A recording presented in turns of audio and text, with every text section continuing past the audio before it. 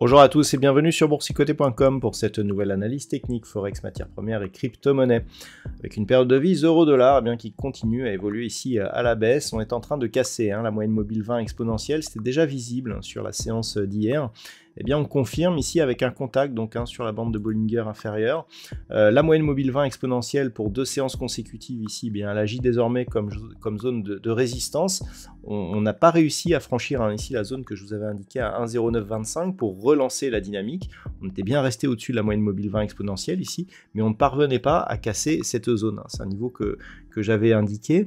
Donc clairement, le contact ici sur la bande de Bollinger renforce la probabilité d'avoir une reprise du mouvement baissier. Pour l'instant, on a eu 2 petites incursions ici dans la zone 50, 61,8% parmi les retracements de Fibonacci, donc de la précédente dynamique haussière. Si on reste ici sous la moyenne mobile 20 exponentielle et que les cours reviennent sur cette zone des 1,0780, eh bien le franchissement de cette zone pourrait relancer donc les probabilités d'un retour ici sur cette zone des 1,0670. Donc clairement, il va falloir surveiller cette moyenne mobile. On a eu un contact avec la bande de Bollinger inférieure. Attention à une possible accélération, surtout avec le chiffre du NFP qui sera donné demain. Sur la paire de devises, livre sterling contre dollar américain, on reste par contre au-dessus de la moyenne mobile 20 exponentielle. On revient attaquer ici la zone des 1,2750 et le franchissement de cette zone est la condition sine qua non pour repartir à la hausse et viser ici une poursuite en direction des 1,2870. Pour l'instant, on est ici sur un schéma d'impulsion consolidé. Cette zone de résistance est devenue support. On reprend ici. On tente une cassure de cette zone majeure et si on parvient à casser, on aura un vrai signal de poursuite de la dynamique qui avait été justement impulsée par ce mouvement haussier. Niveau d'invalidation en cas de rupture ici de la zone des 1,2610 après ce premier test. Sur le métal jaune, on confirme l'orientation baissière depuis quelques jours. Je vous indiquais ici que ce rebond était technique et tant que l'on évoluait ici sous la moyenne mobile 20 exponentielle, on pouvait repartir à la baisse. C'est exactement ce qui se passe. Hier, on est venu marquer un contact sur cette moyenne mobile. On revient rapidement sur la zone des 1910 $ l'once.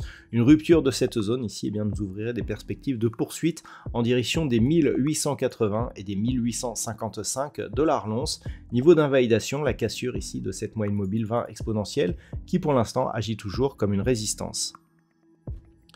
Au niveau du WTI, toujours pas de changement, on reste ici autour de la zone des 70,40 $ le baril, donc toujours un range ici totalement neutre entre cette zone des 74 et celle ici des 67 $ le baril. Et enfin, on termine avec le Bitcoin qui ne parvient pas à repartir durablement ici à la hausse.